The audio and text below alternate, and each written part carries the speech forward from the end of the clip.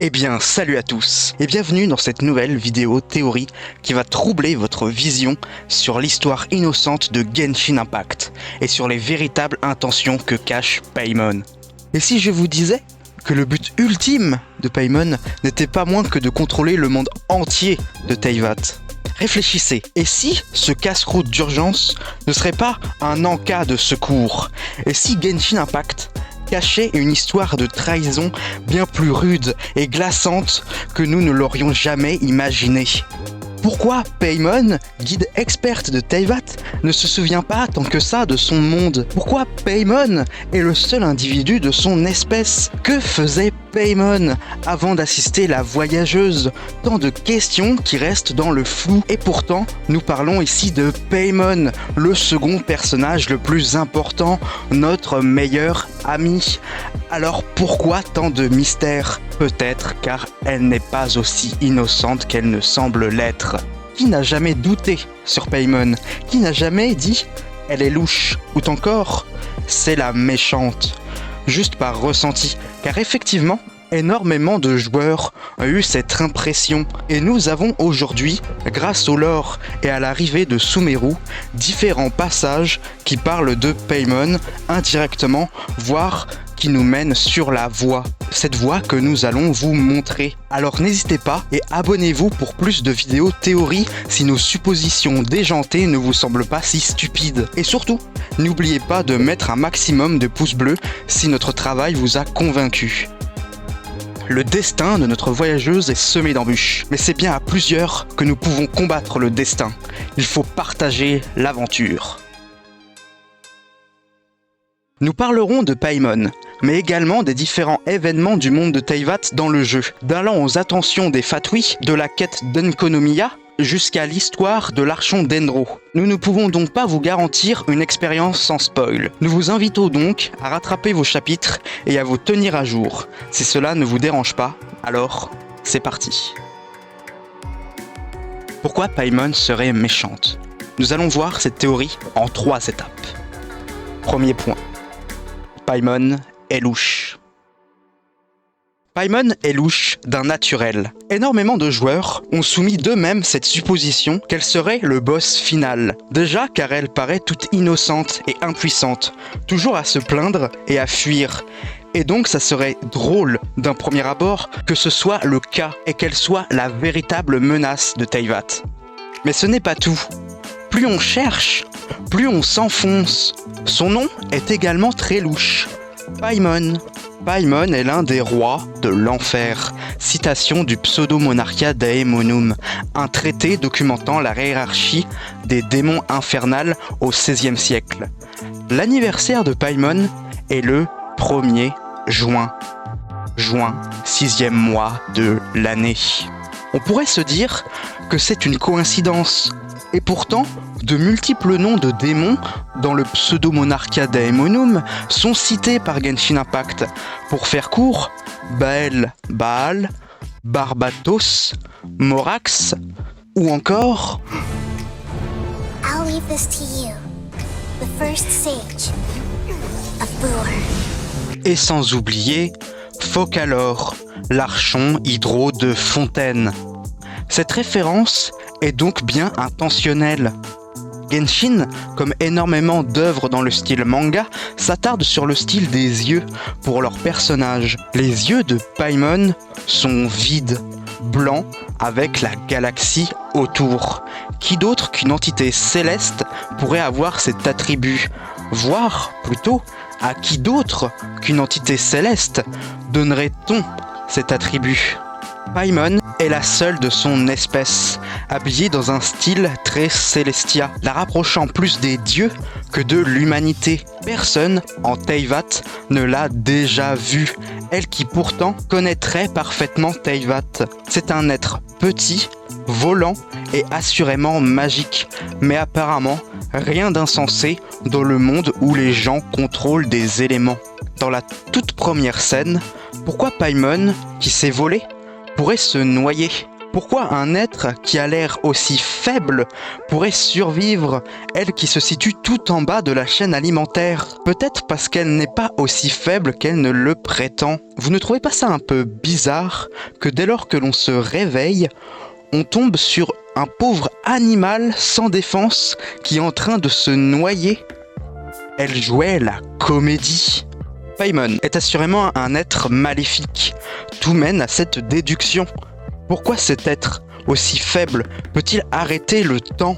Un être, quel qu'il soit, ayant ce pouvoir est de toute évidence bien plus puissant que n'importe qui. Pourquoi Paimon adore-t-elle autant l'argent? Car la richesse ramène le pouvoir. Pourquoi Paimon adore-t-elle la bouffe? Pour alimenter son corps surpuissant. Paimon n'appartient de toute évidence pas au monde de Teyvat. Ses origines sont forcément divines. Mais cette entité ne semble pas être la plus sage. Ses valeurs sont discutables et est très suspecte quant à ses origines et sa mission. Mais qui n'a pas de défaut? Car Paimon est tout simplement très maladroite. Malheureusement, plus c'est gros, plus ça passe. Dans l'histoire de Sumeru, nous apprenons que Kusanali était le précédent archon d'Endro. Utilisant tous ses pouvoirs, elle a pu faire une copie d'elle-même dans un corps miniature. Paimon aurait également eu cette réincarnation. Mais Kusanali a perdu la mémoire par ce transfert de corps. Paimon, qui a une puissance infinie, aurait gardé cette mémoire. Mais de qui Paimon serait la résurrection?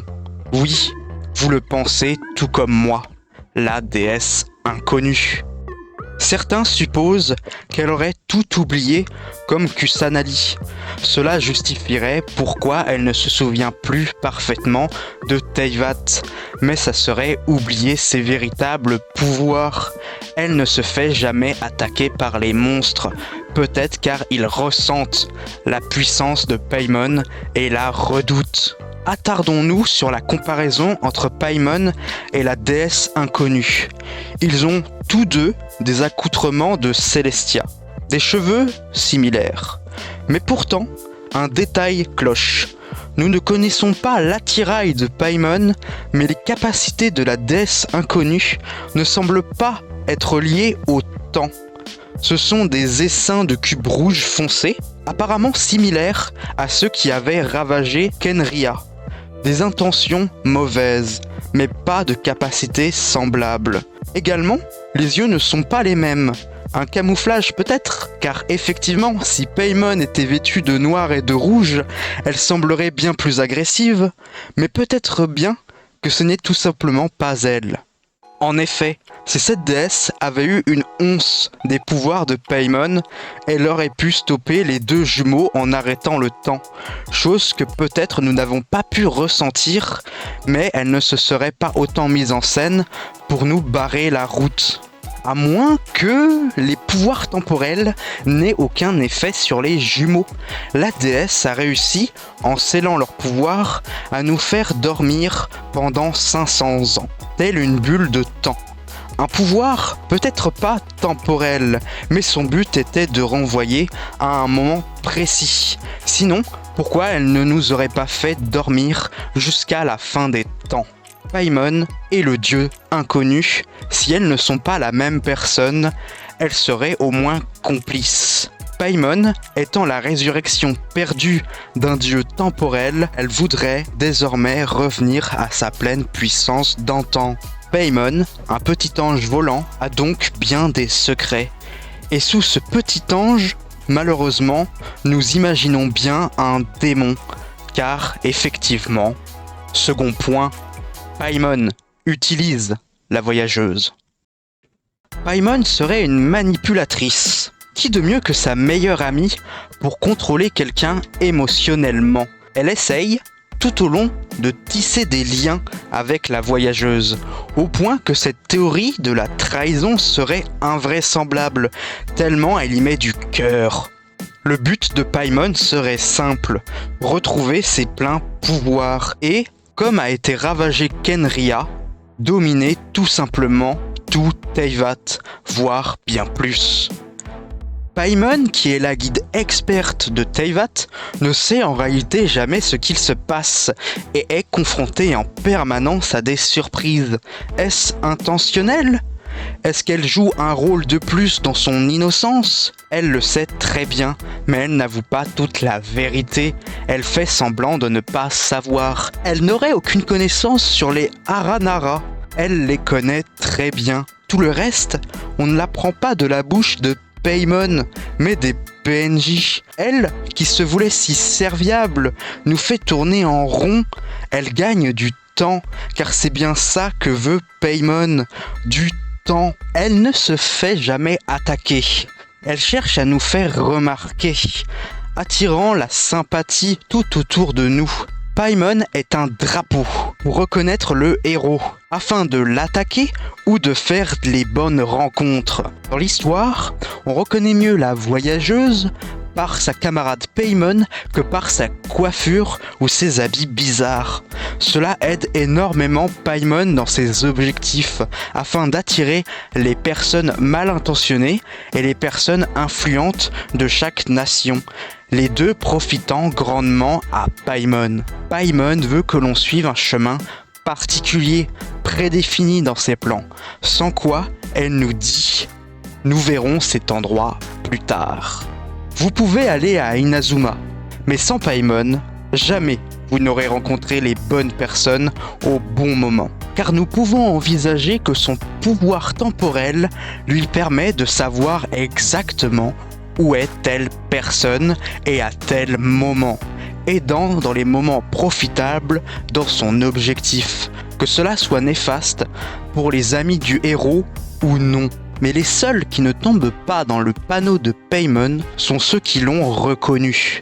Notre frère corrompu, qui semble être notre ennemi et avoir totalement perdu l'esprit, rejoignant l'ordre de l'abîme. Il a toujours un pas d'avance sur le héros et serait en réalité au courant des véritables intentions de Paimon. Elle a participé à la destruction de Khaenri'ah. Maintenant, elle veut s'étendre sur Teyvat. Je rappelle que l'ordre de l'abîme est essentiellement composé de monstres provenant de Khaenri'ah, anciennement des humains. Ils cherchent vengeance, et afin de vous protéger de ce démon, votre frère agira dans l'ombre, vous repoussant volontairement.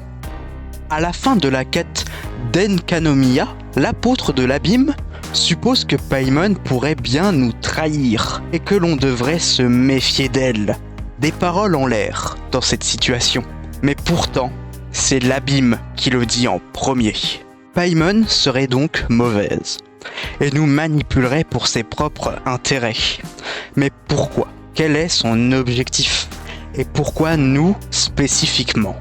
Troisième partie. Paimon veut contrôler le monde. Les Fatui, ou plutôt Snechnaya, nation de grande puissance du Nord, voire la plus grande puissance économique et militaire de tout Teyvat, étalant son influence sur toutes les nations, même si encore mystérieuse aujourd'hui, elle recherche encore plus de puissance. Mais pourquoi ? Peut-être pour protéger son monde, non pas des autres nations, mais des dieux, en cumulant les pouvoirs de tous les Gnosis, afin de surpasser les pouvoirs des dieux, empêchant à Teyvat de subir un désastre divin comme Khaenri'ah l'a payé. C'est bien là leurs intentions.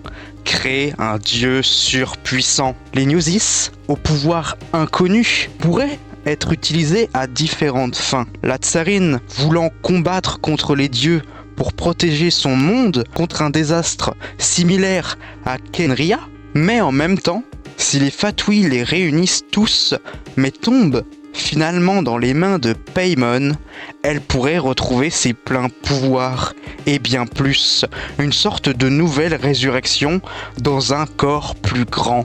Finalement, dans sa domination, qu'est-ce qu'elle pourrait bien souhaiter avoir comme pouvoir en plus du temps ? Paimon contrôle déjà le temps. Il ne lui manque que le contrôle de l'espace. Si elle contrôle le pouvoir des dieux, Grâce au Newsis, elle pourrait contrôler tous les éléments, et ainsi tout Teyvat. Si elle veut contrôler le monde, nous, l'héroïne, lui serons son principal obstacle. Paimon, surpuissante, contrôlant le temps et l'espace, aurait le contrôle absolu de la distribution des visions, seule personne pouvant lui tenir tête. Mettant cette menace de côté, il ne reste que le héros, sans vision, qui peut contrôler les éléments, comme les dieux, mais propres à leur type.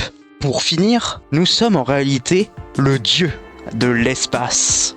Voilà pourquoi Paimon est notre némésis. Voilà pourquoi Paimon nous a choisis et elle nous redoute, allant jusqu'à nous manipuler et simuler une vraie amitié sincère à travers son petit corps innocent. Cela serait la raison pourquoi nous pouvons voyager entre les dimensions, nous qui venons d'un autre monde. Nos pouvoirs ont été scellés. Néanmoins, nous pouvons nous téléporter à travers Teyvat à volonté, sans jamais nous fatiguer. Notre frère avait raison, il ne nous a jamais trahis. Paimon était mauvaise. Et brisée, nous devrons affronter notre destin. Après tout ce que l'on a vécu ensemble dans ce vaste monde, la rencontre de Paimon était bien la rencontre du voyage. Nous sommes le dieu de l'espace, car au fond, nous sommes le voyageur, et qui de mieux pour être maître de l'espace que celui qui le connaît le mieux. Merci d'avoir visionné cette vidéo. Cette théorie est assez remise en cause aujourd'hui.